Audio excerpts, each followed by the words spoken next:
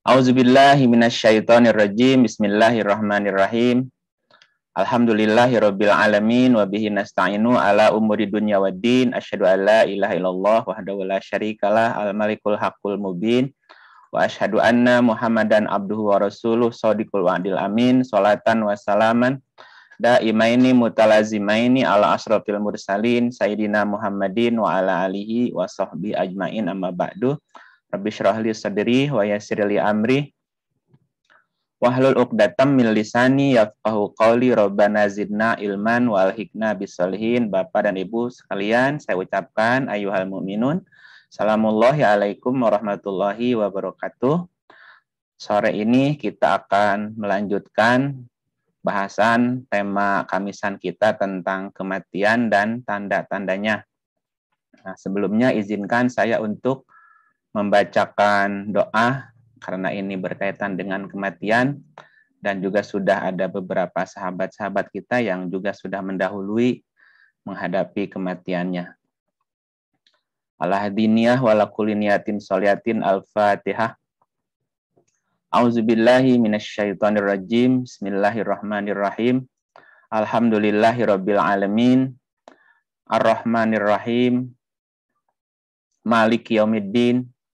Iyyaka na'budu wa iyyaka nasta'in. Ihdinas siratal mustaqim. Siratal ladzina an'amta 'alaihim ghairil maghdubi 'alaihim waladdallin. Demi kesempurnaan bakti kami kepada Allah, Tuhan pencipta segala sesuatu, demi bakti kami kepada semua ibu, yakni semua makhluk di seluruh alam semesta, demi kesempurnaan bakti kami kepada semua guru di semua alam, mohon izin mendoakan semua ibu, yakni semua makhluk ruh dan jiwa di semua alam semesta yang diizinkan Tuhan dan para guru untuk didoakan, mulai dari alam neraka, alam jin, alam setan, alam dedemit, alam binatang, alam tetumbuhan, alam arwah, alam manusia, alam setengah malaikat, alam para malaikat, serta seluruh makhluk ruh dan jiwa di seluruh alam semesta. Bagi setiap ibu, ruh dan jiwa yang sedang sakit, izinkan doa ini menjadi obat yang menyembuhkan. Bagi setiap ibu yang sedang lapar, izinkan doa ini menjadi makanan. Bagi setiap ibu yang sedang kehausan, izinkan doa ini menjadi minuman. Bagi setiap ibu yang tidak punya tempat berlindung dimanapun, izinkan doa ini jadi tempat berlindung. Bagi semua ibu yang memohon berkah, izinkan doa ini menjadi berkah yang berlimpah. Bagi semua ibu, yakni semua makhluk, ruh dan jiwa yang rindu untuk pulang ke alam pencerahan, pulang kembali kepada Tuhan, izinkan doa ini menjadi cahaya yang terang, agar semua ibu, semua makhluk, ruh dan jiwa di seluruh alam, agar segera kembali pulang ke alam pencerahan.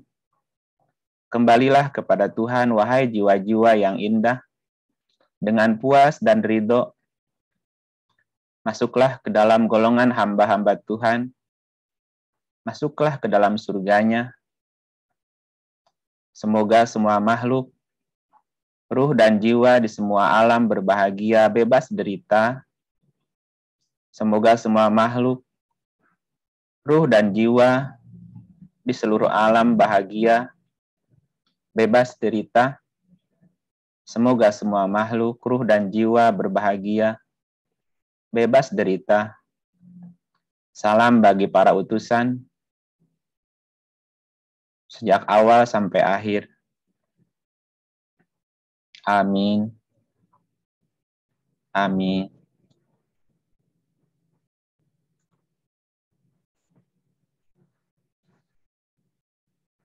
Bapak dan Ibu sekalian, kemarin sudah disampaikan beberapa hal tentang kematian dan tanda-tandanya sebagai pembuka, dan bagi yang kemarin tidak hadir, saya akan ulang pointernya yang kemarin, bahwa kematian adalah sesuatu yang pasti, dan yang disebut dengan kematian adalah peristiwa ketika berpisahnya antara jiwa dan tubuh. Ya, diterangkan di surat 39 ayat 42, kemudian di surat 3 ayat 185, surat 21 ayat 35, surat 29 ayatnya 57. Dan satu hari nanti jiwa akan dipertemukan dengan tubuhnya kembali. Sebagaimana diterangkan di dalam surat ke-81 ayat ke-7, surat 17 ayatnya 49 sampai 52. Nah, adapun penyebab kematian antara lain adalah karena rusaknya tubuh secara menyeluruh. Rusaknya tubuh secara menyeluruh. Sehingga sang jiwa sudah tidak kerasan di dalam tubuh, akhirnya dia keluar dari tubuhnya. Nah, itu diterangkan di surat 6 ayatnya 61. Nah, yang berikutnya adalah bahwa tubuh itu terbentuk dari unsur malaikat atau unsur molekul. Ya. Dasarnya di surat 50 ayat 21 sampai 22. Juga di surat 69 ayatnya 17 bahwa ada 8 ikatan ion molekul yang menyusun seluruh atau setiap bangunan di alam semesta termasuk tubuh manusia. Dan nanti tubuh akan menjadi saksi tentang apa yang sudah diperbuatnya. Ya, baik pendengaran, penglihatan, lidah, tangan, kaki, dan kulit. Nanti semuanya akan bersaksi atas apa yang diperbuat. Ya, keterangannya di surah 24 ayat 24, surat 41 ayatnya 20 sampai 23, kemudian surat 75 ayatnya 13 sampai 15. Dan di dalam surat Ar-Ra'd surat 13 ayat 11 diterangkan bahwa para malaikat itu bergiliran menjaga manusia dalam bentuk sel-sel yang ada pada setiap tubuh. Nah, sel pada setiap tubuh itu silih berganti. Dalam kurun waktu 40 hari itu ganti sel. 120 hari atau 4 bulan itu ganti organ. Dalam waktu 7 tahun itu seluruh sel tubuh kita udah ganti yang baru. Ya. Kemudian ketika terjadi kematian, bahasanya itu ada malaikat yang diserahkan untuk mencabut nyawa, atau orang menyebutnya malaikat kematian. Jadi ada malaikat maut yang diserahkan berkaitan dengan kematian, yaitu bahwa terjadinya kematian juga bisa terjadi karena faktor makanan. Ya, jadi kematian bisa terjadi karena sakit, dan sakit itu karena faktor makanan gitu ya. Nah, kenapa datang malaikat maut? Karena tubuhnya udah sakit. Dan sakit itu salah satu faktornya adalah masalah makanan. Ya, dijelaskan di surat 20 ayat 81. Sehingga di dalam Quran itu ada perintah bahwa manusia harus memperhatikan makanan. Ya, surat 20 ayatnya 24. Hendaklah manusia memperhatikan makanannya. Kenapa makanan harus diperhatikan? Karena dari makanan itu bisa menyebabkan penyakit, dan penyakit yang kronis, penyakit yang berat bisa menyebabkan datangnya kematian gitu ya. Ya, kemudian kematian juga bisa terjadi karena keteledoran kita, sehingga terjadi misalnya semacam kecelakaan ya. musibah, bencana, itu juga bisa jadi penyebab kematian gitu ya. Bisa karena tabrakan, bisa karena musibah apa, karena keteledoran kita gitu. Bahasanya karena kita teledor, datang kiamat. Ya, kiamat itu salah satunya adalah kerusakan, dan kerusakan itu adalah disebut dengan kematian itu. Juga yang perlu diperhatikan adalah masalah emosional gitu ya. Nah, emosi juga bisa menyebabkan penyakit, dan penyakit itu juga bisa membawa kepada kematian gitu. Nah, anjuran di dalam Al-Qur'an adalah bahwa ketika datang kematian minimal kita dalam keadaan muslim. Jadi ketika datang kematian minimal setidak-tidaknya kita sudah dalam keadaan muslim, ya, diterangkan di surat 3 ayatnya 102. Mengapa? Karena disebut muslim adalah ketika dia sudah berpetunjuk Quran. Nah, dalam Quran itu kan diterangkan segala hal yang berkaitan dengan kematian, juga diterangkan hal-hal yang menyebabkan kematian, ya, termasuk Quran ngejelasin tentang makanan yang mesti dijaga dan seterusnya. Ya, jadi yang disebut Muslim di dalam Quran adalah ketika orang sudah menjadikan Quran sebagai petunjuk. Nah, di dalam Quran diterangkan semua hal, ya. Itu di dalam surat 16 ayatnya 89. Nah, berikutnya kita akan menjelaskan 5 kondisi atau keadaan jiwa. Nah, keadaan itu nanti akan menentukan strata dia sebagai apa ketika kematian, ya. 5 kondisi atau keadaan ketika datang kematian. Nah, keadaan ini bisa karena faktor internal maupun faktor eksternal. Ya. Yang pertama adalah ketika jiwanya masih amarah. Jadi ada orang yang ketika datang kematian, jiwanya masih amarah, ya. Nah, ketika datang kematian, kemudian jiwanya masih amarah, maka keadaannya atau stratanya zolim. Dia belum muslim. Kalau zolim dia belum masuk ke strata muslimnya. Ya. Jadi ada orang yang ketika datang kematian, nafsunya atau jiwanya masih amarah. Maka keadaannya disebut zolim. Jadi mati dalam keadaan zolim namanya. Nah, berarti stratanya belum disebut muslim. Nah, kita lihat tentang zolim di surat 33 ayatnya 72, ya. Nah, ini ayatnya belum keluar. Sorry.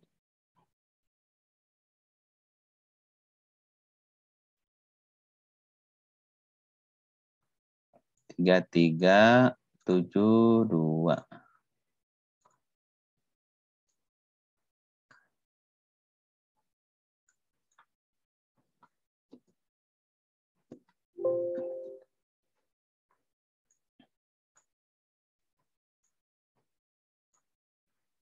Pak Ridho udah ada belum? Sudah. Baca ya. Ya. Auzubillahiminasyaitonirrajim. Bismillahirrahmanirrahim. Surat Al-Ahzab ayat 72. Sesungguhnya kami telah mengemukakan amanat kepada langit, bumi, dan gunung-gunung, maka semuanya enggan untuk memikul amanat itu, dan mereka khawatir akan mengkhianatinya. Dan dipikulah amanat itu oleh manusia. Sesungguhnya manusia itu amat zalim dan amat bodoh. Jadi ada manusia yang kondisinya atau keadaannya masih zolim. Masih zolim, ya, nih. Ada kata zolimnya.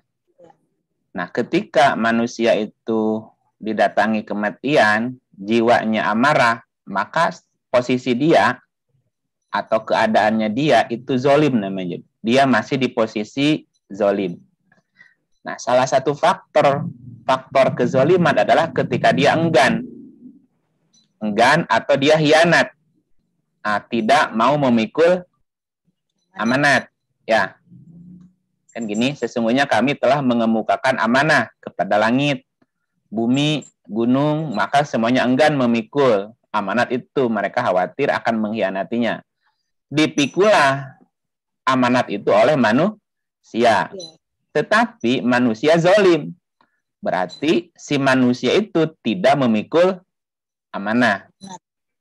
Ya, nah apa yang dimaksud amanah itu? Nah, kita lihat tafsirnya di surat 59. Ayatnya 21. 59 ayat 21. Bismillahirrahmanirrahim. Kalau sekiranya kami menurunkan Al-Quran ini kepada sebuah gunung, pasti kamu akan melihatnya tunduk, terpecah belah, disebabkan takut kepada Allah.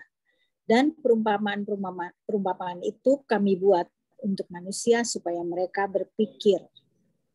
Jadi yang dimaksud amanah yang tidak sanggup dipikul oleh langit, bumi, gunung apa, Bu? Amanat apa? Al-Quran. Amanat Quran. Ya, gunung aja enggan kan, langit juga enggan. Karena yang pantas memikul adalah manusia tadi. Nah, ketika manusia khianat atau tidak memikul amanah tadi, maka posisinya masih ada di posisi zalim gitu.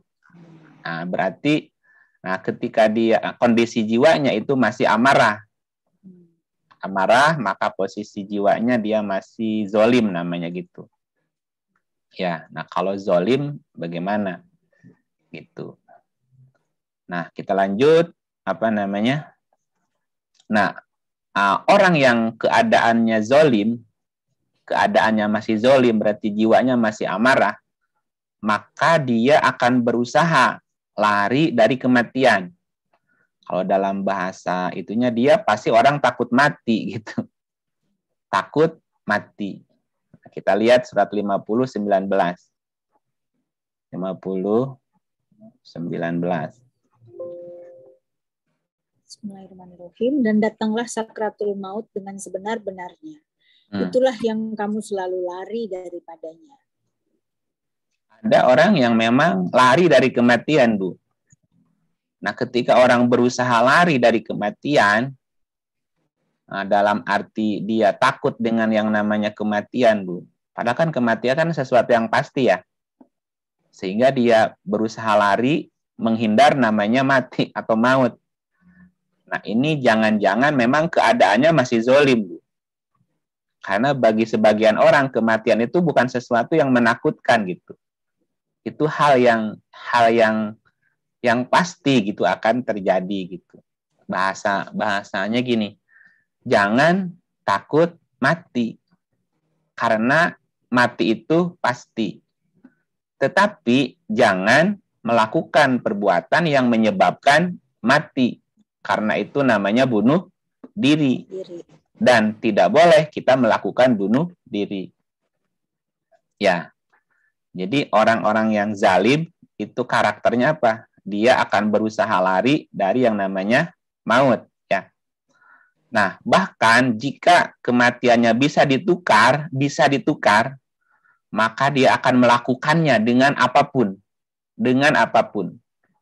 Bahkan gini misalnya, boleh nggak kematianku ditukar sama anak? Kalau bisa ditukar sama anak-anak yang mati, Bu. Ada sebagian orang yang begitu. Kita lihat di surat 70, ayatnya 11. 70 ayat 11.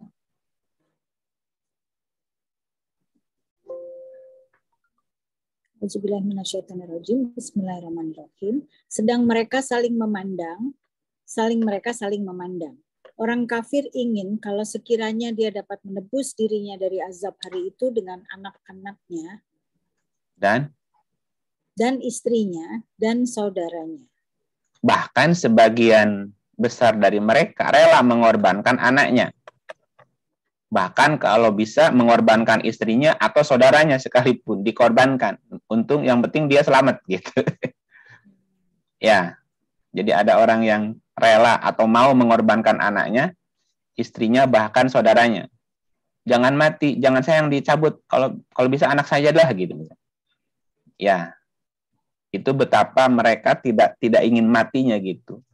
Bahkan mereka siap mengorbankan atau menukar seluruh hartanya dengan kematian tadi.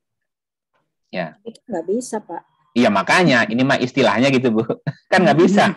Nah, kematian kan nggak bisa ditukar masalahnya. Iya. 3:91. 3 ayatnya 91. Bismillahirrahmanirrahim. Sesungguhnya orang-orang yang kafir dan mati sedang mereka tetap dalam kekafirannya, maka tidaklah akan diterima dari seseorang di antara mereka emas sepenuh bumi, walaupun dia menebus diri dengan emas yang sebanyak itu.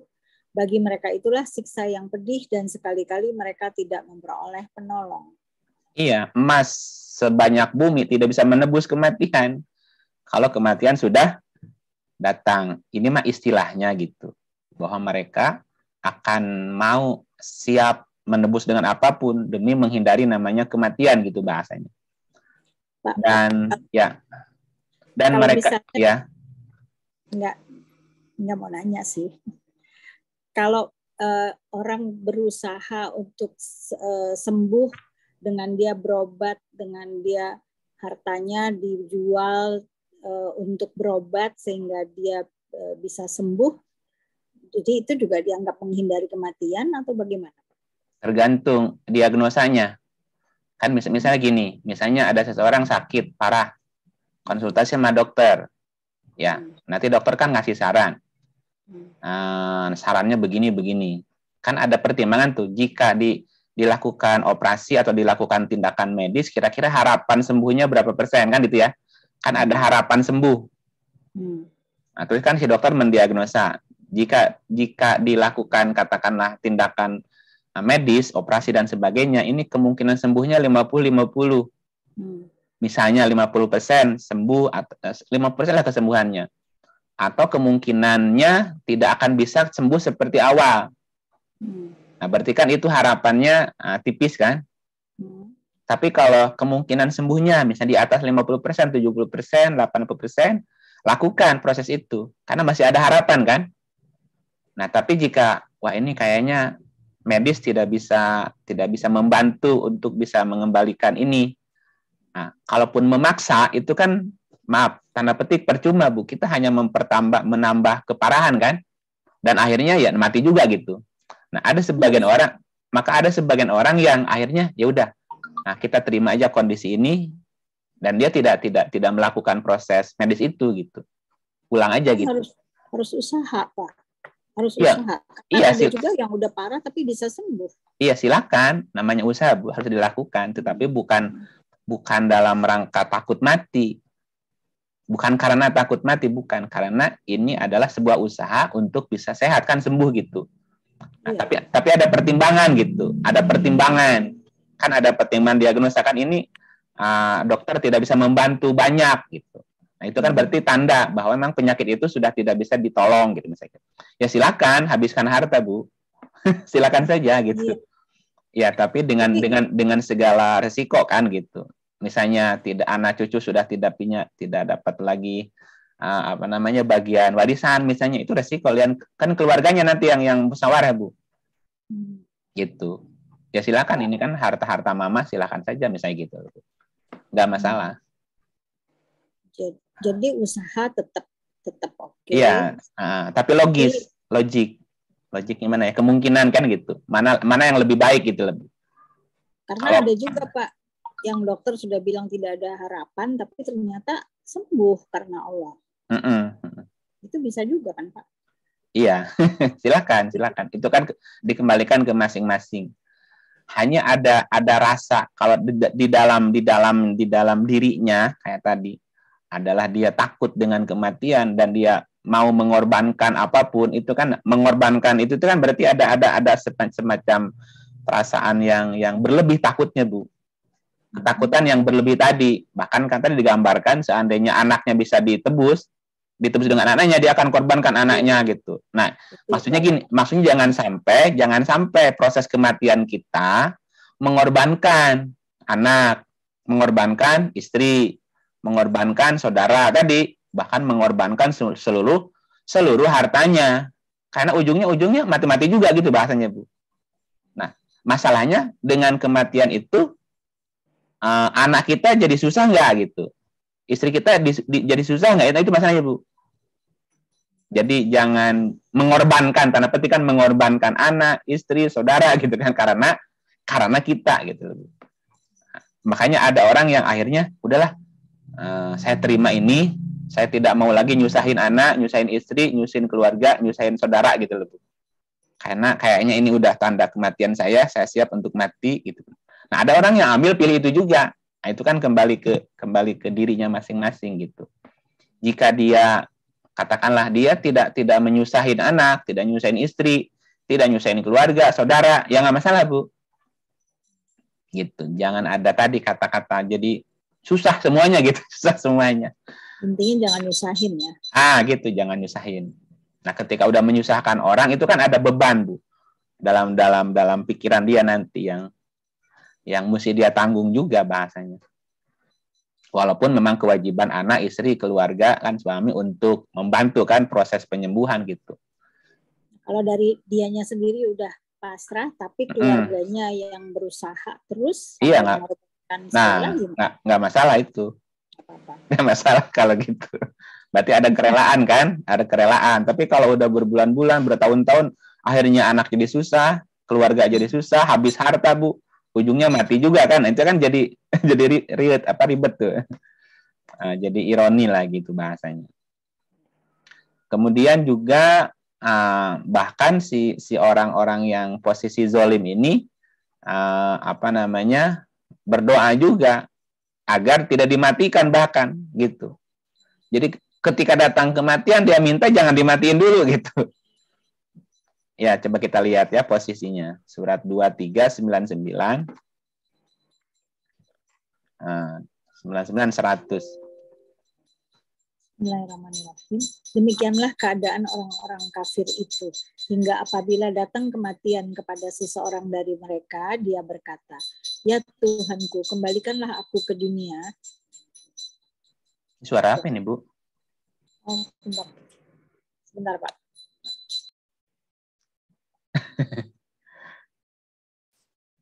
Iya, atau diganti yang lain bacanya nggak apa-apa. Lagi main botol.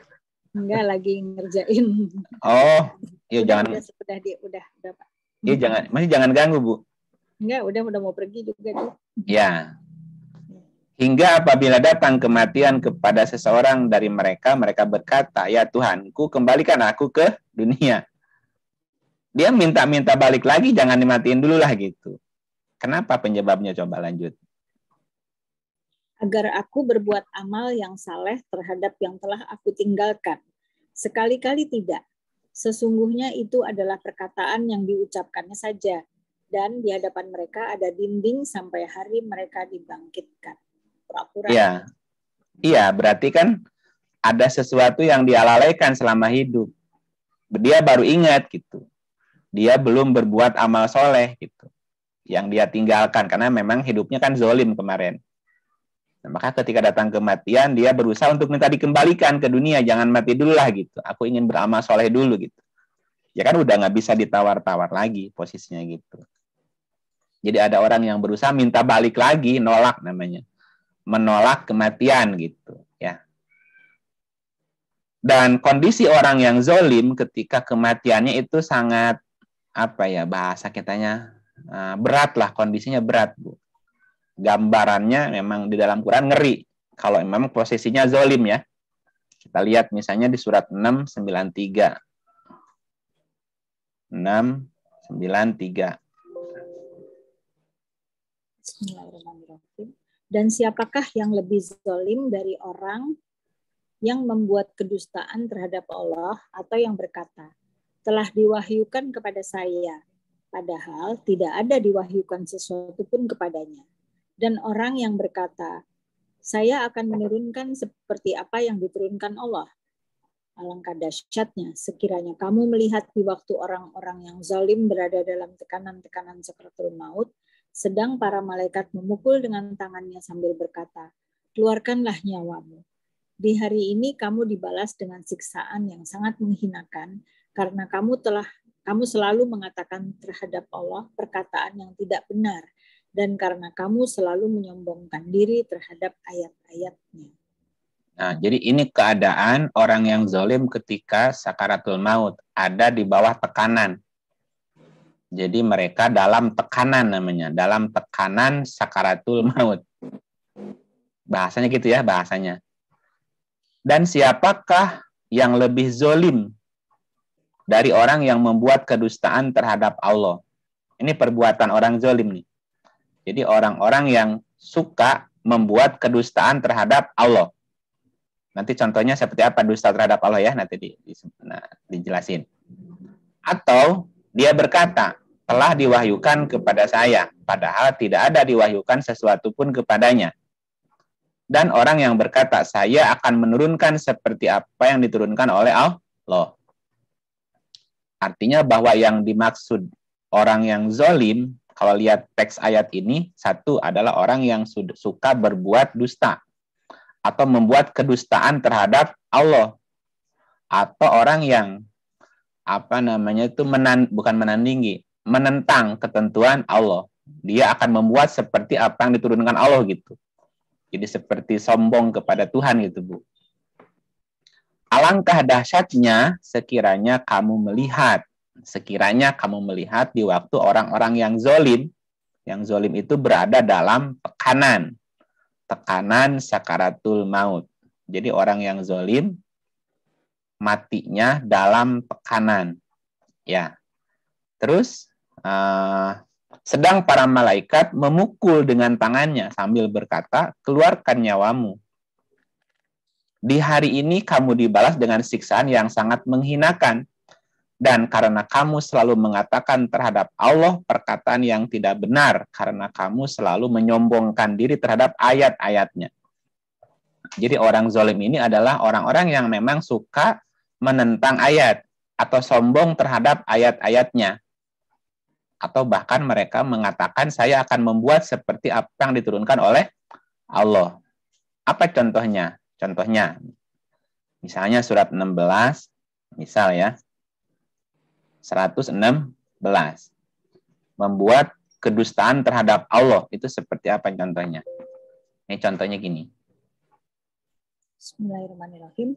Dan janganlah kamu mengatakan terhadap apa yang disebut-sebut oleh lidahmu secara dusta, ini halal dan ini haram, untuk mengada-adakan kebohongan terhadap Allah. Sesungguhnya orang-orang yang mengada-adakan kebohongan terhadap Allah tiadalah beruntung. Jadi apa contoh orang yang suka mengada-adakan kebohongan terhadap Allah? Itu yang mengharam-haramkan segala sesuatu. Banyak. Iya, makanya kan tidak boleh sembarangan. Kita berkata, ini haram, ini halal, haram, halal, dengan mudahnya, Bu. Ya, padahal yang berhak untuk menentukan halal haram hanya Allah, kan? Ya. Gitu. Jangan kamu mengatakan, jangan lah, Bu. Ya. Jangan kamu mengatakan terhadap apa yang disebut-sebut oleh lidahmu, tapi ini dusta. Secara dusta, yang ini halal, yang ini haram. Ini halal, ini haram, ini seperti Tuhan aja begitu. Ya, tapi itu bohong untuk mengadakan kebohongan terhadap Allah. Nah, ini juga termasuk kategori zalim. Nah, orang ini ada nggak kira-kira, Bu? Banyak. Nah, gitu makanya banyak orang zalimnya, Bu, di dunia ini. Salah satunya orang yang dengan mudah lidahnya mengatakan ini halal, ini haram, halal, haram, haram, haram kabeh, Bu. Kalau dia bohong, zalim. Dan kalau zalim, maka kondisinya dalam tekanan sakaratul maut, Bu. Berarti matinya kelojotan. Apa kelojotan itu ya? Ya, gitu deh. Ya, matinya kelojotan, Bu. 79 ayat 1. Bismillahirrahmanirrahim. Demi malaikat-malaikat yang mencabut nyawanya dengan keras. Siapa orang yang dicabut nyawa keras tadi, Bu? Orang yang bohong, yang dusta. Iya, orang yang kondisinya zalim. Nah, salah satu karakter perbuatannya tadi suka membuat kebohongan terhadap Allah gitu. Ya, apalagi dia atas nama ustadz, atas nama ulama kan orang percaya aja, Bu. Gitu. Kemudian dan dia juga ketika datang kematian, dia udah tahu kalau dia pasti akan masuk neraka gitu. Dia udah tahu. Kenapa? Sudah tahu karena ketika datang kematian itu penglihatannya ditajamkan dan dia bisa membaca kitab catatannya. Dalam riset ilmiah dikatakan bahwa beberapa menit atau beberapa detik sebelum datang kematian itu otak kita memutar kembali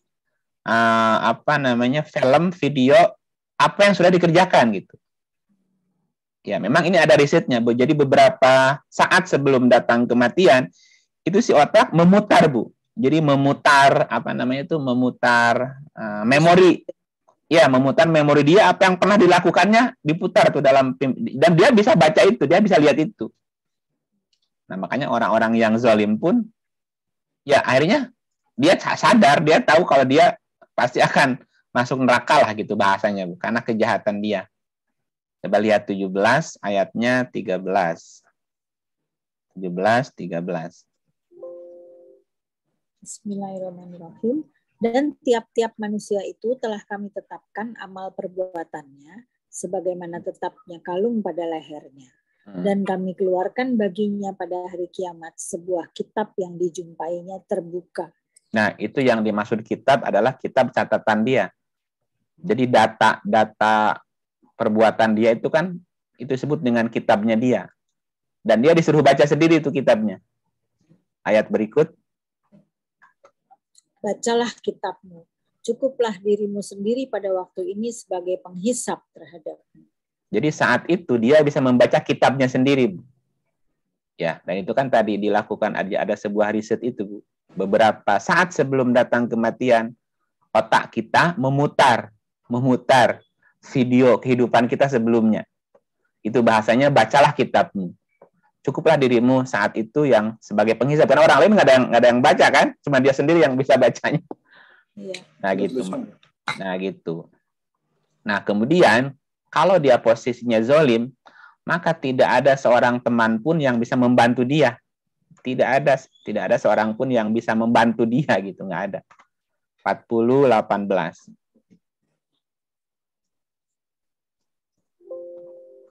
Bismillahirrahmanirrahim. Berilah mereka peringatan dengan hari yang dekat, hari kiamat, yaitu ketika hati menyesak sampai di kerongkongan dengan menahan kesedihan. Orang-orang yang zalim tidak mempunyai teman setia seorang pun, dan tidak pula mempunyai seorang pemberi syafaat yang diterima syafaatnya. Iya, jadi ketika posisi kematiannya zalim, maka tidak ada seorang teman pun yang bisa membantu. Syafaat itu kan artinya membantu, tidak bisa menolong bahasanya. Ya, nah penyebab atau faktor penyebab kematian orang zalim itu bisa karena faktor internal, Bu. Ya, nah faktor internalnya salah satunya karena kerusakan tubuhnya, karena tubuhnya rusak. Gitu. Kenapa tubuhnya rusak? Nah itu kan perilaku dia bahasanya. Jadi ada banyak perilaku yang membuat kerusakan pada tubuhnya. Nah, orang yang suka membuat kerusakan termasuk merusak dirinya itu kan posisi zalim namanya. Nah, salah cara makan itu salah satu faktor. Makanya Quran bilang perhatikan makanan. Nah, ketika kita jorok makanannya, zalim namanya, menzolimi diri namanya. Ya, jadi faktor penyebab kematian orang zalim bisa faktor internal. Faktor internal salah satu karena kerusakan tubuhnya yang disebabkan oleh perilaku dia yang tidak hati-hati tadi. Misalnya kita lihat surat 2139 ya. 2139. Bismillahirrahmanirrahim. Andai kata orang-orang kafir itu mengetahui waktu di mana mereka itu tidak mampu mengelakkan api neraka dari muka mereka dan tidak pula dari punggung mereka, sedang mereka tidak pula mendapat pertolongan, tentulah mereka tiada meminta disegerakan. Apa maksudnya? Tidak mampu mengelakkan api neraka dari muka. Muka itu mewakili kepala. Dan mereka tidak pula menghindarkan dari punggung mereka. Punggung itu mewakili tubuh. Berarti terjadi kerusakan di area kepala, Bu. Bisa karena kanker, kan di kepala itu ada kanker otak, migrain, segala macam kan. Atau punggung mewakili tubuh kita. Tulang karena kerusakan tulang belakang atau karena kerusakan organ yang ada di badan kita. Ya, kita lihat lagi misalnya di surah 47:27. 4727. Bismillahirrahmanirrahim. Bagaimanakah keadaan mereka apabila malaikat maut mencabut nyawa mereka seraya memukul muka mereka dan punggung mereka? Maknanya, jadi kematian mereka disebabkan karena sebuah penyakit di muka, jadi sakitnya di kepala, jadi otaknya yang masalah di kanker otak kan itu juga bisa menyebab, atau penyakit yang organ dalam di tubuh kita, Bu. Itu yang menjadi penyebab kematiannya. Pertanyaan, kenapa ada terjadi kerusakan di kepala? Kenapa terjadi kerusakan di tubuh itu? Nah, itulah yang disebabkan faktor internal namanya. Faktor kezoliman dia gitu terhadap tubuhnya sendiri, tidak sayang gitu kan. Makan minum sembarangan gitu. Misalnya itu kan penyebab juga. Atau karena faktor luar, faktor luar. Bu. Jadi karena faktor internal tadi atau karena faktor luar, Bu. Faktor luar itu bisa jadi karena ada serangan. Serangan ke kepala atau serangan ke tubuh kita. Serangan itu bisa ketembak atau ketabrak atau kejedot yang sehingga tubuhnya rusak juga ujungnya gitu. Kalau tadi kan karena faktor internal ya, karena perbuatannya, atau karena faktor luar kematiannya itu gitu. Atau kepalanya, mohon maaf misalnya, ya tadi kalau ketembak itu kan ya mati juga akhirnya. Atau ketembak organ tubuhnya, jantungnya, atau ketembak atau dari faktor luar tuh mati juga misalnya gitu. Jadi faktornya bisa karena faktor internal atau faktor eksternal. Ketika terjadi kerusakan di tubuhnya, itu terjadi kematian. Nah, ketika terjadi kerusakan di dalam tubuhnya, maka si jiwa itu dipaksa untuk keluar dari badannya, Bu. Kalau posisinya zolim ya. Jadi posisi orang yang zolim, itu jiwanya dipaksa keluar. Dipaksa keluar bahasanya gitu, Bu. Nah, tadi di surat 693 udah dijelasin. Keluarkanlah nyawamu gitu. Keluarkanlah jiwamu. Jadi dipaksa keluar jiwanya. Kalau dia posisinya zolim. Dan ketika sudah mati, gini bahasanya. Nah, kalau yang mati itu orang zolim, Bu, kita dilarang untuk mendoakan dia. Kalau zolim ya, jahat. Jahat didoain. Gimana kita tahu dia zolim apa enggaknya ya? Ketahuan. Iya, iya, tapi ayatnya melarang kita untuk mendoakan dia. Kita lihat ya, 984. 9 ayatnya 84. Bismillahirrahmanirrahim. Dan janganlah kamu sekali-kali menyembayangkan jenazah seorang yang mati di antara mereka, dan janganlah kamu berdiri mendoakan di kuburnya. Sesungguhnya mereka telah kafir kepada Allah dan Rasul-Nya, dan mereka mati dalam keadaan fasik. Maknanya gini, kamu tidak boleh setuju. Jadi ketika kamu menyembahyangkan, mendoakan, seakan-akan kamu setuju dengan perbuatan dia gitu. Ya, maka kalau katakanlah jangan kamu menyembahyangkan seseorang yang mati di antara mereka. Menyembahyangkan itu kan tusol itu sholat artinya, mensalatkan. Sholat itu berarti kan terjadi connect. Connect itu kan hubungan. Jangan berhubungan gitu. Jangan sekali-kali kamu berhubungan dengan orang-orang yang mati dalam keadaan zolim. Berhubungan dengan orang zolim berarti menyetujui perbuatan zolimnya.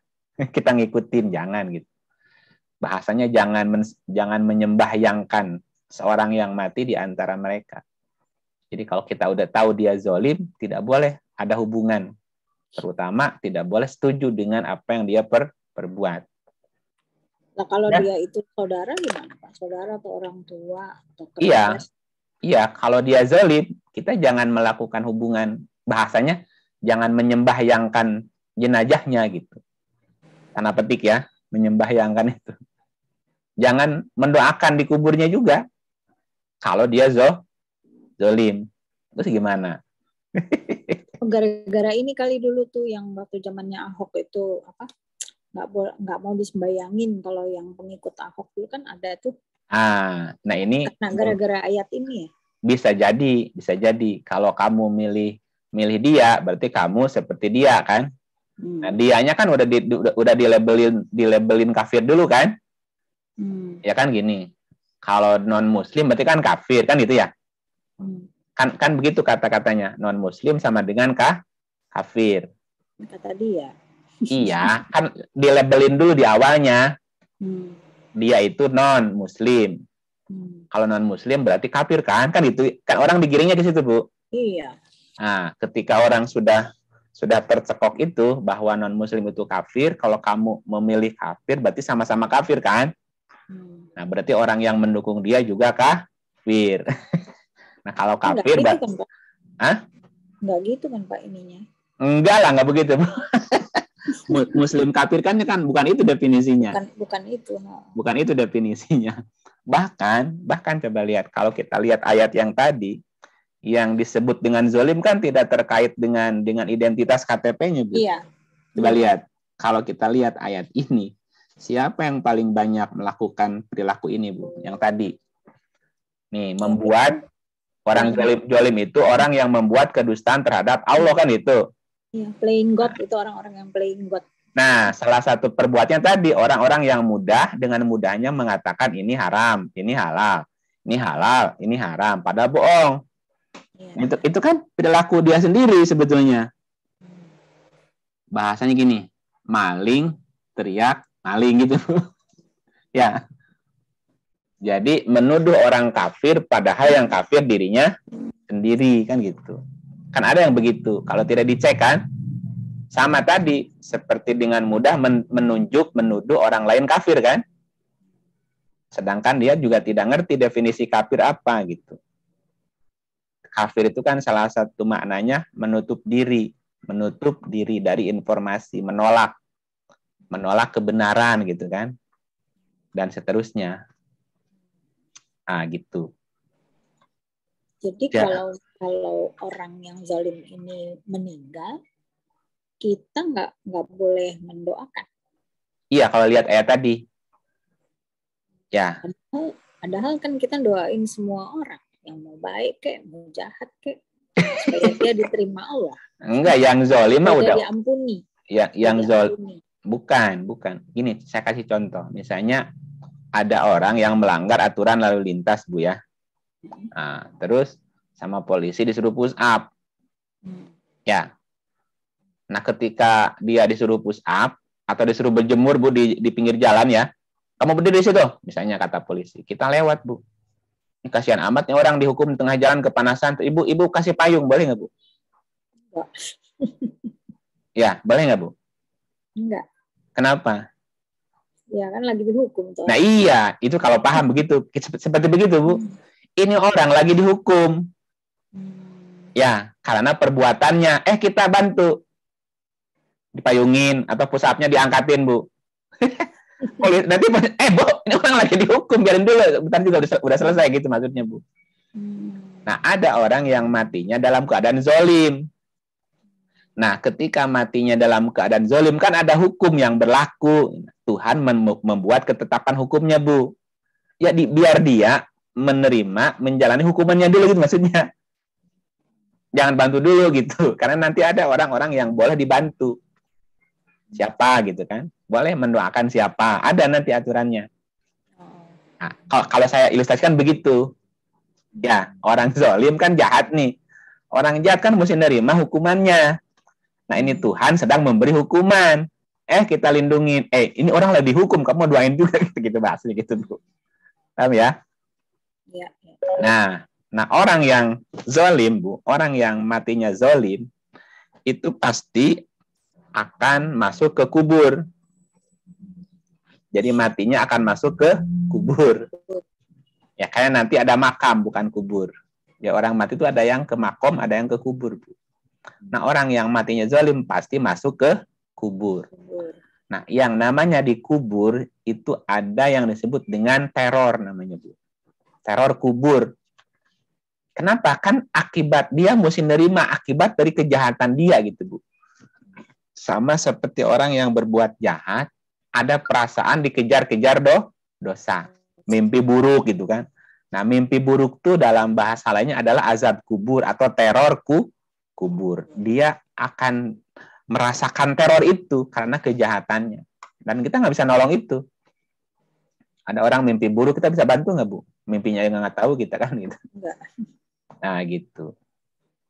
Nah, kita lihat di surah 40 ayatnya 45 ya. 40 45. Bismillahirrahmanirrahim. Maka Allah memeliharanya dari kejahatan tipu daya mereka, dan Fir'aun beserta kaumnya dikepung oleh azab yang amat buruk. Nah, 46. Pada mereka dinampakkan neraka pada pagi dan petang, dan pada hari terjadinya kiamat. Dikatakan kepada malaikat, masukkanlah Fir'aun dan kaumnya ke dalam azab yang sangat keras. Maknanya apa? Jadi orang-orang yang zalim itu kepada mereka akan dinampakkan, diperlihatkan neraka pagi petang. Itu kan seperti orang mimpi buruk, Bu. Ibu pernah mimpi tenggelam nggak, Bu? Nggak tahu ya. Rasanya tenggelam gimana sih, Bu? Aduh, jangan deh. Kebayang nggak, Bu, di mana rasanya tenggelam? Kebayang ya, walaupun belum pernah ya. Nggak bisa napas ya. Kebayang gimana susahnya gitu, Bu. Mimpi. Nah, ada orang yang pernah mimpi apa? Mimpi buruk pokoknya. Nah, bayangkan kalau mimpi itu nggak bangun-bangun, Bu. Gimana tersiksanya batin kita, jiwa kita. Padahal kan tubuh kita mah diam kan, nggak apa-apa. Karena yang merasakan bukan tubuhnya, jiwanya yang merasakan itu. Nah, orang yang zalim itu matinya akan masuk ke kubur. Dan di kubur ada yang namanya teror kubur. Teror Siksa kubur. ya? Nah, orang nyebutnya siksa kubur. Siksa kubur. Ya, gambarannya tadi seperti orang mimpi. Kan orang tidur dan orang mati kan sama posisinya, Bu. Ya. Ya, dulu pernah dibahas bahwa mati dan tidur sama-sama jiwanya dipegang kan. Nah, dalam tidur ada mimpi gitu. Nah, berarti orang yang mati itu seperti dalam kondisi orang tidur dalam mimpi tadi. Kalau mimpinya buruk, kebayang jiwa kita tersiksa gitu. Nah, orang-orang yang zalim itu nanti keadaan jiwanya dikubur itu akan menerima teror ini, dinampakkan neraka. Ya kan kesiksa kan, lihatin neraka udah kesiksa gitu. Ya, pagi petang lagi terus menerus. Dan juga pada hari terjadinya kiamat. Dikatakan kepada malaikat, masukkanlah Fir'aun dan kaumnya ke dalam azab yang keras. Karena dia termasuk perwakilan orang zalim lah. Jadi bahasa orangnya di azab kubur. Yang mendapat azab kubur. Nah, yang mendapat azab, yang merasakan itu adalah jiwanya tadi. Ya, orang ya resiko lah. Dan satu saat nanti dia akan keluar dari kubur, juga menghadapi sesuatu yang bukan lagi mimpi yang sebenarnya. Bayangkan, tadi mimpi buruk, pas bangun terjadi kejadian buruk kan gitu. Jadi double namanya gitu. Nah, kita lihat misalnya di surat 54 ayat 7.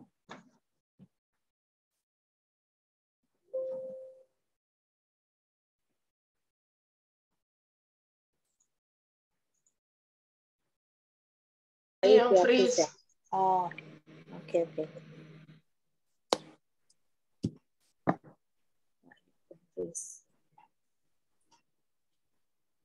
Halo? Ya, tadi ayatnya freeze. Ya. Oke, ada lagi. Ya, udah. Ya, Pak. Ya, udah keluar ayatnya? Udah. Yang tadi, yang 54. 54 ayat 7. 54 ayat 7 ya. Sambil menundukkan pandangan-pandangan mereka keluar dari kuburan, seakan-akan mereka belalang yang berterbangan. Nah, gimana ceritanya, Bu?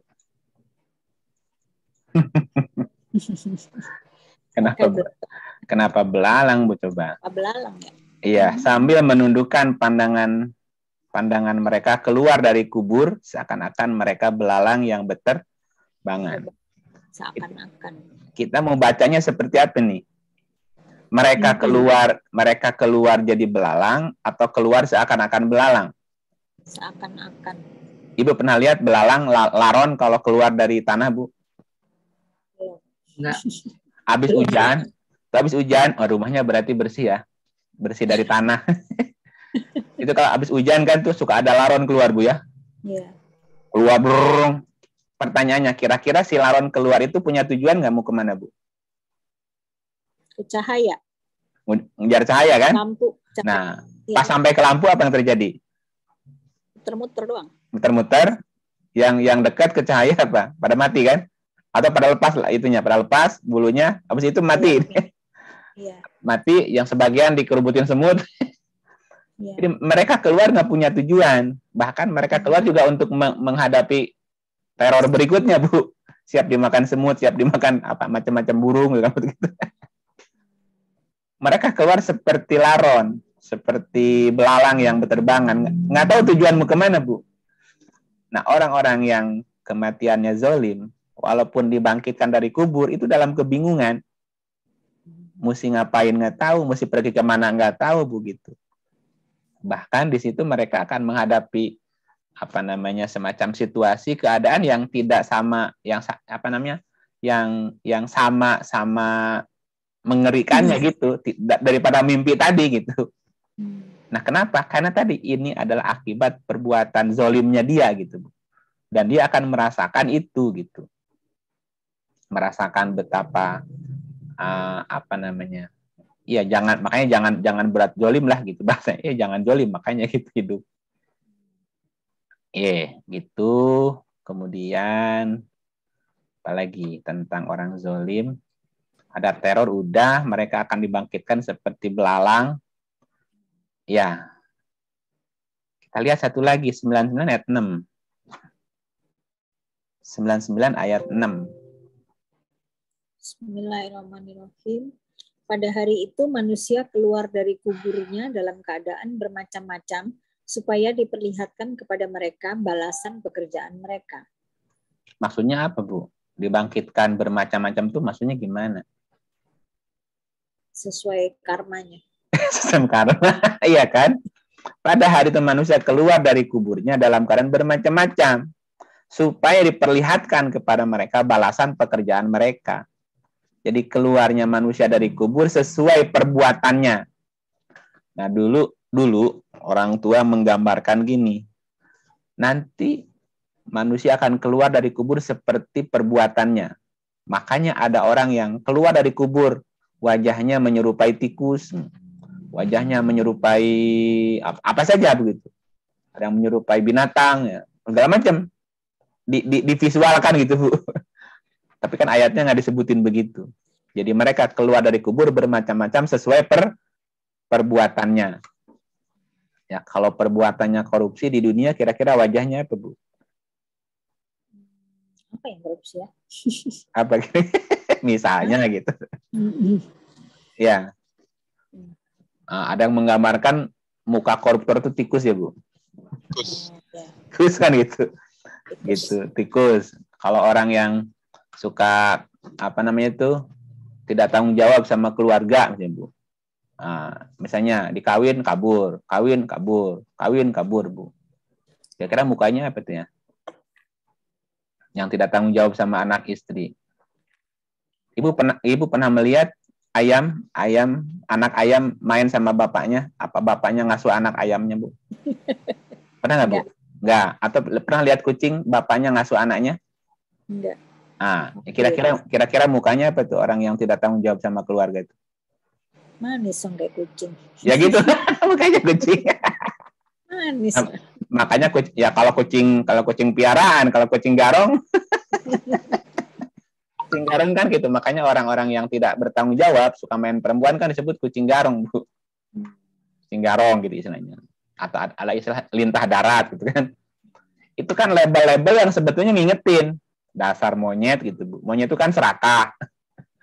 Ya, dasar tikus kantor ya. Itu kan ungkapan-ungkapan yang sebetulnya kalau kita renungkan itu ngingetin jangan begitu gitu. Nanti wajahmu kayak gitu. Tapi kan kita nggak pernah tahu. Lihat aja nanti. Nah, itu yang pertama. Yang kedua, yang pertama apa tadi? Orang yang ketika datang kematian jiwanya marah. Nah, orang yang mati jiwanya amarah itu stratanya zolim. Ya, seperti tadi keterangannya. Yang kedua, orang Ada orang yang ketika datang kematian, jiwanya sudah lawamah, Bu. Tidak lagi amarah, tapi lawamah namanya. Lawamah. Kita lihat tulisannya lawamah. 75 ayat 2. Kan ada katanya. Nah. Dan aku bersumpah dengan jiwa yang amat menyesali dirinya sendiri. Wala uksimu bin nafsil lawamah. Arabnya lawamah ya. Diartikan jiwa yang amat menyesali. Menyesali dirinya sendiri. Menyesalinya amat lagi. Amat menyesali diri. Jadi orang mati dalam penuh penyesalan, Bu. Penuh penyesalan. Kalau tadi kan amarah. Kalau amarah kan berarti amarah itu lebih negatif kan dari penyesalan. Ini kan penyesalan, Bu. Amat menyesali gitu, menyesali dirinya. Ini namanya lawamah. Nah, ada orang yang ketika datang kematian posisi jiwanya lawamah. Jiwanya amat menyesali diri. Ibu bisa bayangkan bagaimana kalau kondisi jiwa amat menyesali dirinya nggak berkesudahan, Bu. Nyesel ya terus, Bu. Aduh, aku nyesel. Tapi nyeselnya nggak ada ujungnya, gimana sih, Bu? Kan nggak enak amat gitu ya, nggak enak, nggak nyaman. Penyesalan tuh nggak nyaman gitu. Mungkin kalau sesaat nyesel nggak apa-apa kan, aduh aku nyesel kemarin begini, ya udah, jangan nyesel terus ya. Kalau nyesel kan tidak merubah situasi masalahnya. Nah, ada orang yang mati jiwanya dalam posisi lawamah. Kalau orang yang zolim itu amarah. Nah, kalau yang lawamah itu keadaannya jahil. Kan ada yang orang zolim, tadi ada yang jahil kan? Yang tadi surat 33 ayat 72 kan manusia itu zolim dan jahil. Bodoh.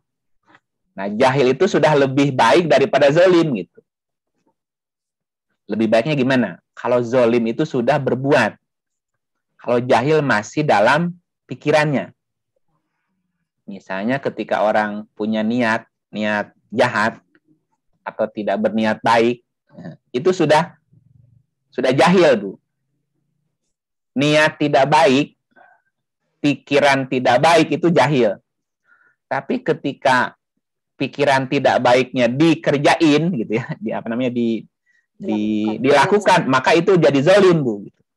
Jadi zalim itu udah ngerjain kejahatannya. Kalau jahil masih berpikir, masih dalam pikirannya. Nah, ini lawamah namanya. Orang ada jiwanya lawamah. Nah, orang yang matinya lawamah, kondisi jiwanya jahil, berarti jadi yang kedua ya, keadaan yang kedua. Ini juga belum disebut muslim, Bu. Jadi orang yang matinya jahil itu belum masuk kategori muslim gitu. Jolim apalagi kan? Nah, jahil juga belum disebut muslim. Nah, orang yang matinya jahil nih, masih ada sakit dalam tubuhnya. Ya, tetapi tidak separah yang zolim tadi. Oh, zolim kan parah tuh. Sakitnya parah dan penyebab kematiannya juga cepat. Masih ada sakit, tetapi tidak ada perubahan fisik yang hebat. Perubahan fisik yang rusaknya nggak kelihatan gitu, Bu. Jadi kerusakannya sedikit lah bahasanya gitu. Tidak parah seperti yang zolim tadi.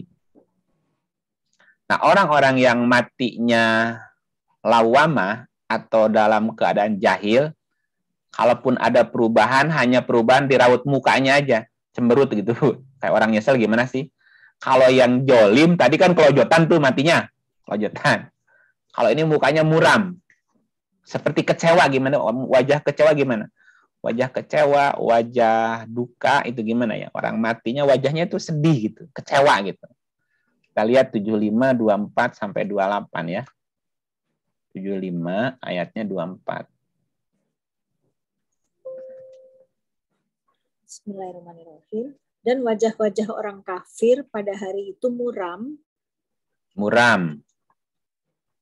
Mereka yakin bahwa akan ditimpakan kepadanya malapetaka yang amat dahsyat. Sekali-kali jangan. Apabila nafas seseorang telah mendesak sampai ke kerongkongan. Nah, mati berarti ya, terus? Dan dikatakan kepadanya, siapakah yang dapat menyembuhkan? Dan dia yakin bahwa sesungguhnya itulah waktu perpisahan dengan dunia. Nah, wajahnya Dan muram. wajah orang kafir pada hari itu muram. Ya, jadi wajahnya dalam keadaan muram. Kalau yang zalim tadi gimana wajahnya, Bu? Digebugin kan? Digebugin. Berarti terjadi kerusakan parah di kepala. Terjadi kerusakan parah di organ tubuhnya. Kalau ini nggak parah kerusakannya. Ya hanya muram aja. Menandakan dia kecewa. Kalau orang yang zalim berbuat, bukan kecewa, parah. Jahil itu kan nyesel aja, Bu. Nyesel gitu. Ada penyesalan. Jadi digambarkan wajahnya muram. Kenapa? Karena akan ditimpa malapetaka. Gitu. Siapa yang dapat menyembuhkan gitu. Dia tahu akan ditimpa malapetaka, berpikir buruk. Nah, mereka yakin akan ditimpakan malapetaka. Nah, makanya wajahnya menjadi seperti ketakutan. Ya. Itu yang pertama. Berikutnya sama seperti keadaan orang zalim, kepada orang jahil pun diperlihatkan semua amalnya gitu. Kayak tadi, itu kan berlaku sifatnya umum. Sesaat sebelum datang kematian, otak kita akan memutar video apa yang pernah dilakukan.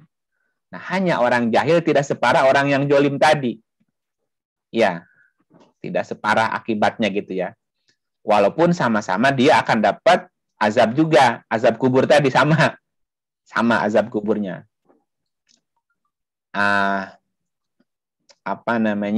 Ya juga sama-sama akan dapat teror kubur, tapi tidak sedahsyat yang zalim gitu, lebih ringan lah bahasanya.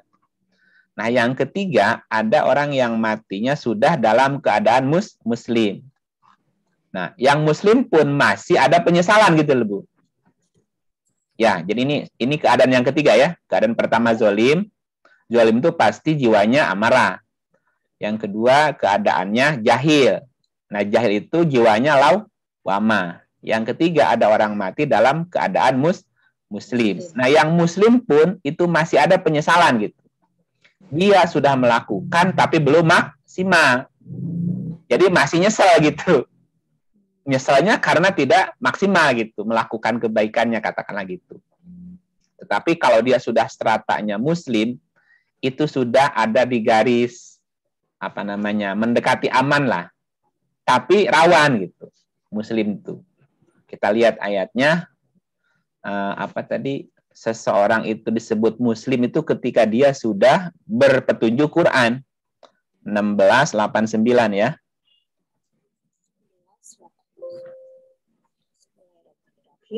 Dan ingatlah akan hari ketika kami bangkitkan pada tiap-tiap umat seorang saksi atas mereka dari mereka sendiri, dan kami datangkan kamu Muhammad menjadi saksi atas seluruh umat manusia. Dan kami turunkan kepadamu Alkitab Al-Quran untuk menjelaskan segala sesuatu dan petunjuk serta rahmat dan kabar gembira bagi orang-orang yang berserah diri. Orang-orang yang berserah diri itu muslim, Arabnya nih. Muslim itu artinya orang yang berserah diri. Apa kategorinya muslim di ayat ini? Ketika dia sudah menjadikan Quran nih, kitab Al-Quran untuk menjelaskan segala sesuatu dan petunjuk serta rahmat juga kabar gembira. Nah, sehingga karena dia sudah menjadikan Quran sebagai penjelasan sesuatu dan menjadikan Quran sebagai petunjuk, berarti kan dia sudah tahu petunjuknya kan? Ya. Nah, apa yang boleh, apa yang harus, tahu dia kan? Apa yang nggak boleh, apa yang boleh kan dia tahu. Nah, tapi dia belum maksimal melakukan itu semua, sehingga masih ada penyesalan. Tapi setidaknya dia sudah aman, tidak lagi masuk kategori zalim dan jahil gitu ya. Nah, makanya dia akan sedikit wajahnya tidak lagi muram kayak tadi. Tadi kan muram ya, yang jahil itu kan muram ya. Kalau yang zalim digebugin bahasanya. Kita kembali ke 75 tadi. 75 tadi surat berapa 75-nya tadi? 24. Nah, sekarang dari 22 ya. Jadi mundur ayatnya. Bismillahirrahmanirrahim. Wajah-wajah orang-orang mukmin pada hari itu berseri-seri. Jadi ada wajah yang pada hari itu berseri. Sumringah kan? Ya. Terus? Kepada Tuhannya lah mereka melihat. Nah, maksudnya apa? Kepada Tuhan melihat. Ila robbiha nadhiro. Robbi itu dari akar kata robaba, artinya hukum, sebab, akibat. Robbi juga artinya aturan.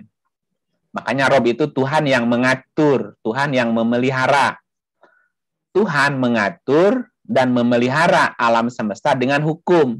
Makanya ada hukum alam, hukum sebab, akibat. Nah, ada orang-orang yang ketika datang kematiannya wajahnya berseri. Kenapa? Dia melihat Rob. Dia melihat hukum sebab akibat. Ada akibat yang dia lihat. Ya, sebab perbuatannya kemarin sudah lebih baik. Ada harapan lah, bahasanya gitu. Jadi ada harapan. Nah, sama seperti kepada orang zolim, juga kepada orang jahil, juga kepada orang muslim. Bahwa mereka akan melihat perbuatan yang pernah dilakukan sebelumnya. Jadi sesaat sebelum datang kematian, otaknya memutar kembali. Nah, karena dia sudah posisi muslim, sudah menjadikan Quran sebagai penjelasan sesuatu, dijadikannya juga sebagai petunjuk, dia udah tahu tuh petunjuknya, mana yang boleh, mana yang enggak. Dan dia juga sudah melakukan kebaikan, tapi belum maksimal. Tapi sudah berseri wajahnya. Walaupun masih ada sedikit penyesalan gitu, belum strata ke berikutnya. Nah, mereka beruntung, mereka akan merasa beruntung karena tidak akan disiksa. Atau bahasanya mereka akan dapat ampunan lah gitu. Jadi mereka sudah tidak ketemu dengan yang namanya tadi, si teror tadi, Bu. Nih, yang muslim tidak ketemu sama teror. Kalau yang zolim ketemu teror kubur. Yang jahil masih ketemu dengan teror kubur. Nah, yang muslim karena dia sudah berserah diri, walaupun ada teror, udah nggak ngefek. Nah, ini kan udah mati, itu kan teror aja, itu kan hanya mimpi. Jadi dia sadar kalau itu mimpi, Bu. Kalaupun ada teror kubur, nah dia sudah berserah diri, sehingga tidak membuat dirinya tersiksa, gitu ya. Kenapa? Nah, salah satunya karena dia dapat ampunan. Kita lihat ya. 57:20. Ini di posisinya yang dapat ampunan. Yang dapat ampunan posisinya. Bismillahirrahmanirrahim. Ketahuilah bahwa sesungguhnya kehidupan dunia ini hanyalah permainan dan suatu yang melalaikan, perhiasan dan bermegah-megah antara kamu, serta berbangga-banggaan tentang banyaknya harta dan anak, seperti hujan yang tanam-tanamannya mengagumkan para petani. Kemudian tanaman itu menjadi kering, dan kamu lihat warnanya kuning, kemudian menjadi hancur. Dan di akhirat nanti ada azab yang keras dan ampunan dari Allah serta keridhaannya. Dari kehidupan dunia ini tidak lain hanyalah kesenangan yang menipu. Nah, ini ada 3 kategori. Dan di akhirat, berarti setelah kematian nih, ya. Dan di akhirat ada azab yang keras. Nah, azab yang keras berarti berlaku buat posisi sebelumnya. Yang zolim dan yang jahil akan dapat azab kan? Azabnya salah satunya adalah ketika kematiannya posisi tubuhnya rusak parah. Ketika dia mati masuk ke kubur dapat teror. Ya, diperlihatkan amalnya buruk berarti akan menghadapi azab yang berikutnya. Nah, yang kedua ada ampunan dari Allah. Nah, ada ampunan dari Allah itu berlaku buat yang keadaan berikut. Ketika seseorang matinya minimal sudah Muslim. Muslim adalah ketika orang berserah diri kepada Tuhan dengan jalan sudah berpetunjuk Quran, sudah menjadikan Quran sebagai penjelasan sesuatu. Ada ampunan, jadi dosa-dosanya diampuni. Dan ada keridoan. Nah, keridoan ini berlaku buat yang keadaan berikutnya, Bu, nanti belum jelasin ya. Itu keadaan yang berikutnya dapat ridho namanya. Jadi ada orang yang dapat azab, ada yang dapat ampunan, dan ada orang yang dapat ridho. Nah, yang muslim posisinya adalah orang yang dapat ampunan. Sehingga dia merasa lega gitu, Bu. karena ada ampunan dari Tuhan. Nah, kematian orang yang muslim masih ada sakit.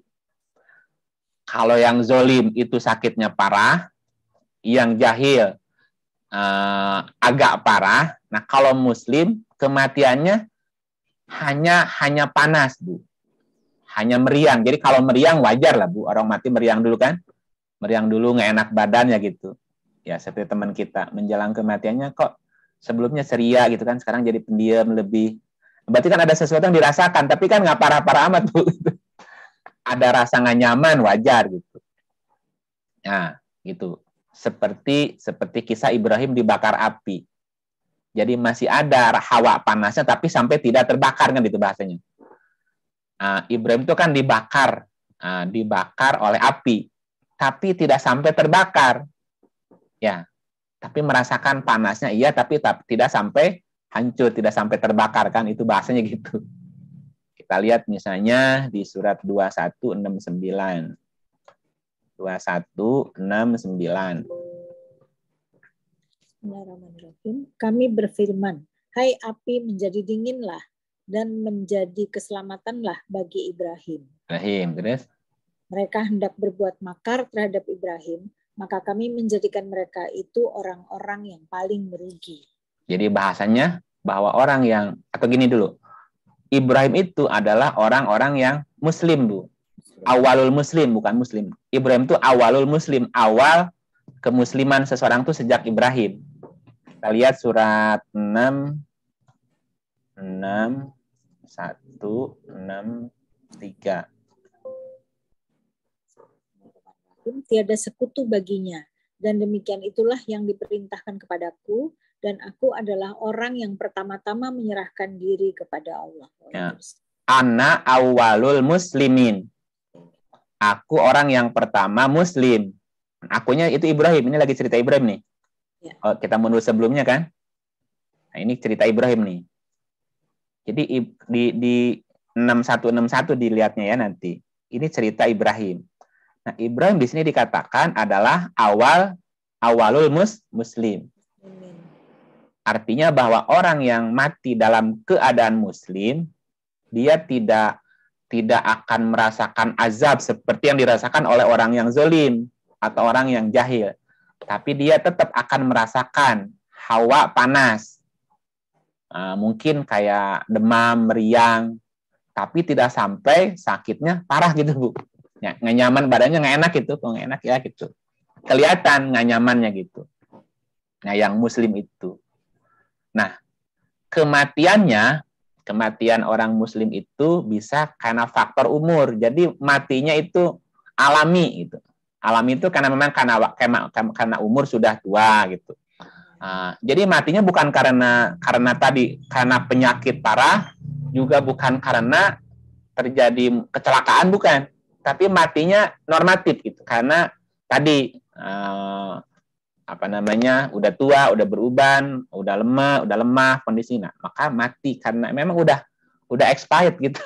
Udah expired. Ya gitu. Jadi matinya mati alami, bukan karena faktor-faktor tadi yang sifatnya membuat tubuh kita rusak, yang menyebabkan jiwa kita lepas dari tubuh. Dan kematiannya dalam keadaan baik muslim itu.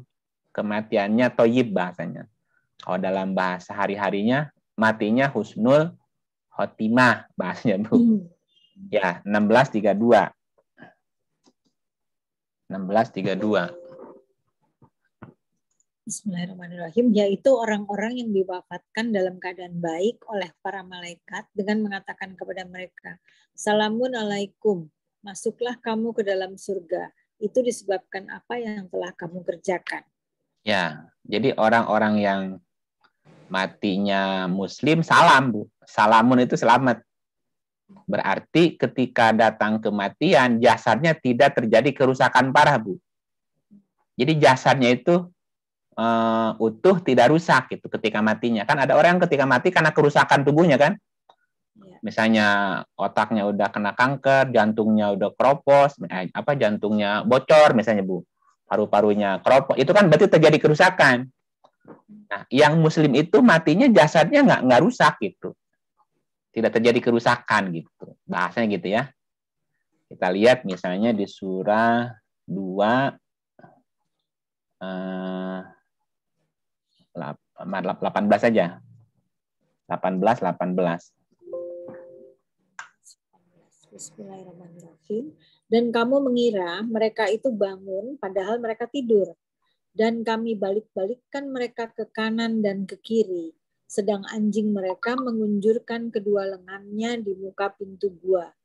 Dan jika kamu menyaksikan mereka, tentulah kamu akan berpaling dari mereka dengan melarikan diri, dan tentulah hati kamu akan dipenuhi dengan ketakutan terhadap mereka. Bahasanya gini, orang yang sudah dalam keadaan muslim itu matinya seperti tidur, Bu. Ya, jadi kayak orang tidur gimana sih? Jadi tidak kalau yang zalim kan kelojotan tuh. yang itu kelojotan gitu. Nah, ini kan matinya itu wajahnya berseri dan seperti orang tidur aja gitu. Tidak ada peristiwa yang mengerikan. Ya, seperti yang dihadapi orang-orang zalim tadi yang kelojotan tadi ya. Dan orang yang udah keadaannya muslim itu tidak tinggal di kubur, Bu. Tapi tinggalnya di makom. Beda ya. Makanya ada namanya taman makom pahlawan kan.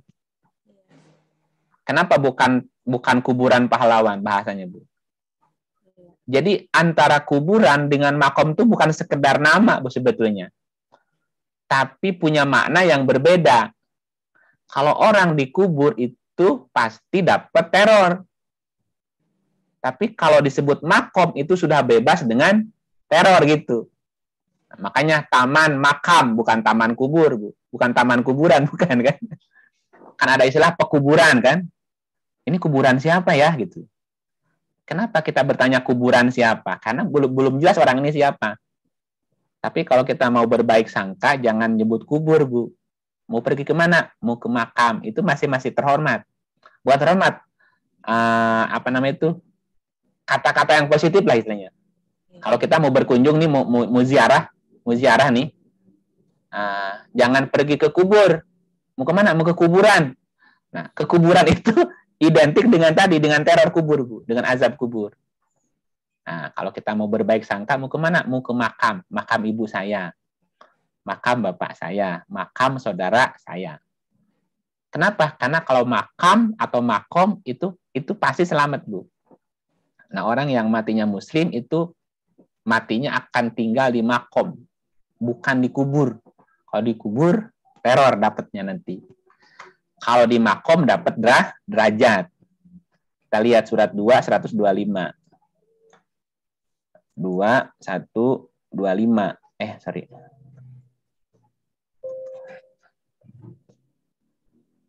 Bismillahirrahmanirrahim. Dan ingatlah, ketika kami menjadikan rumah itu atau baitullah tempat berkumpul bagi manusia dan tempat yang aman, dan jadikanlah sebagian makom Ibrahim tempat sholat.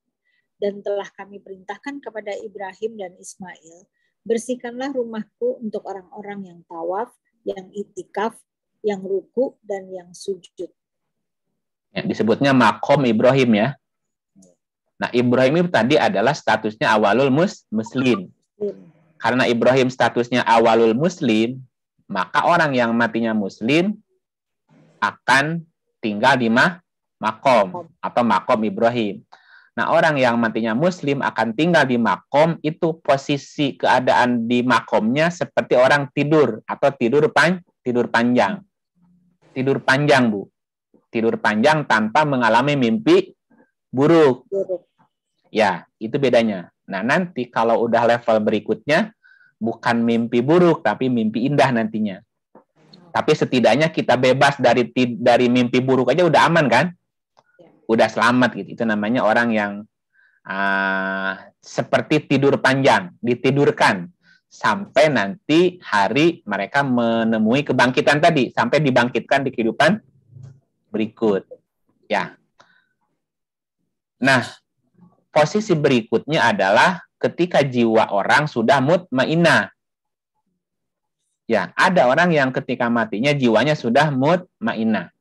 Nah, yang masuk kategori mutmainah dua stratanya atau keadaannya, muhsin dan mukmin.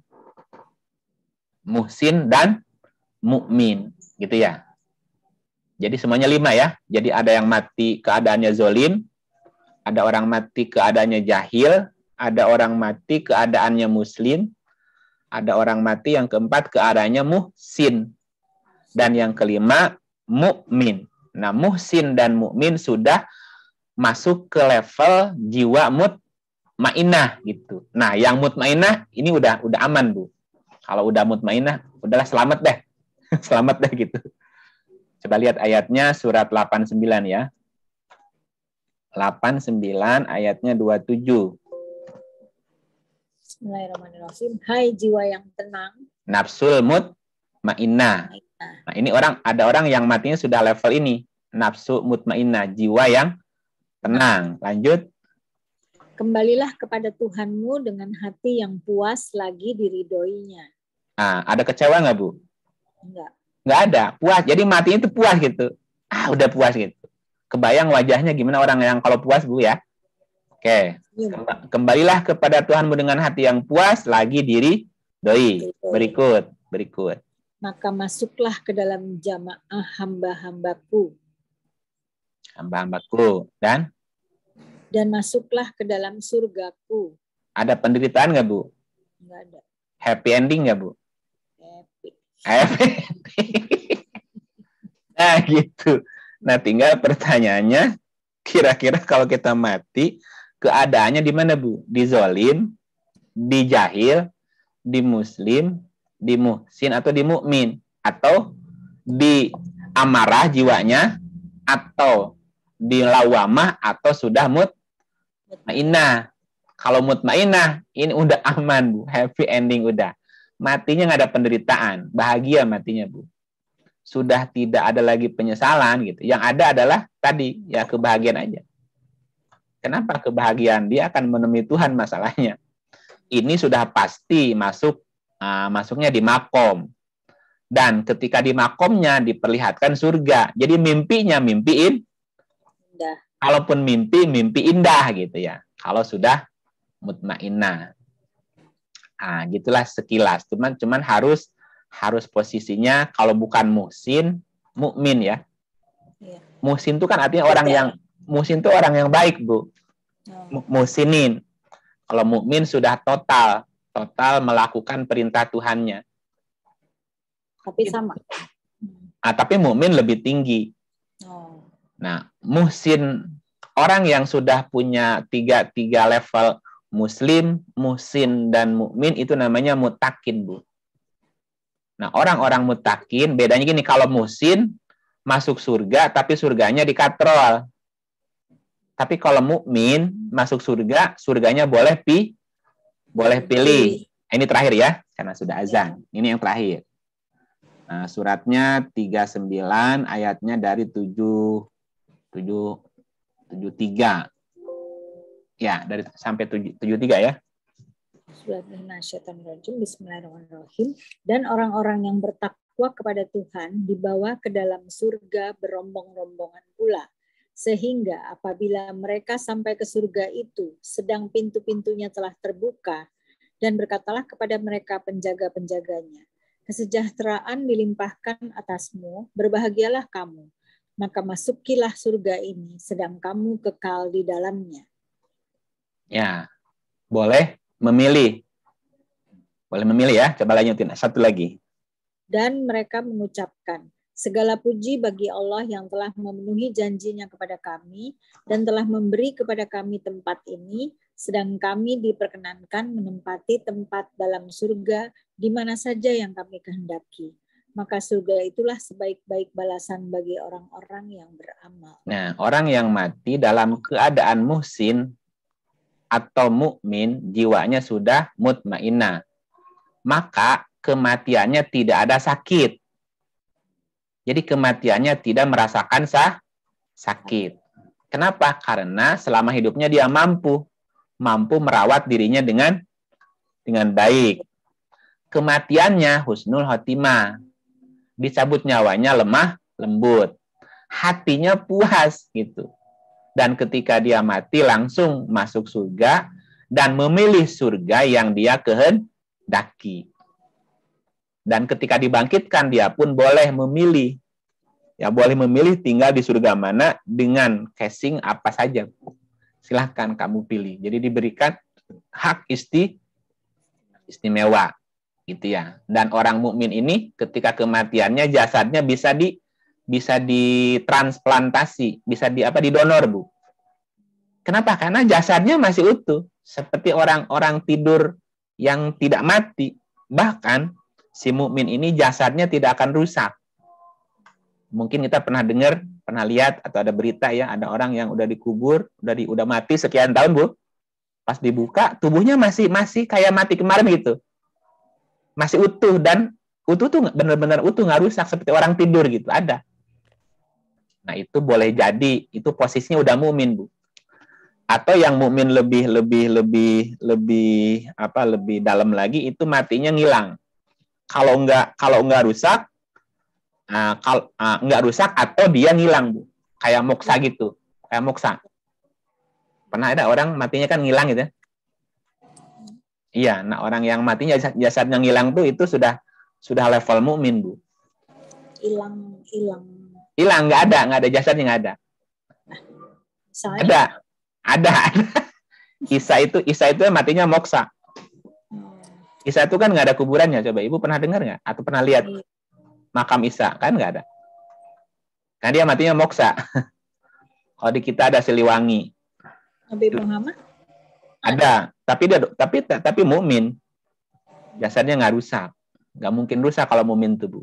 Gitu. Ayatnya gitu. Orang mukmin matinya nggak mungkin rusak tubuhnya. Gitu ya. Nah itu sementara berkaitan dengan kematian, kita belum menerangkan tanda-tanda kematian. Itu baru ngejelasin bagaimana keadaan ketika manusia mati. Minggu depan ya Pak ya. Minggu depan kita cerita tanda-tanda kematian. Iya. Baik Bapak Ibu. Juga. Boleh minggu depan kita sekalian diskusi tanya jawab ya. Ya. Baik Bapak Ibu, terima kasih atas pertemuannya. Mudah-mudahan ada hikmah dan manfaatnya. Maaf tidak ada pertanyaan untuk hari ini ya. Ya, Pak. Iya, kita tutup dengan auzubillahi minasyaitonirrajim.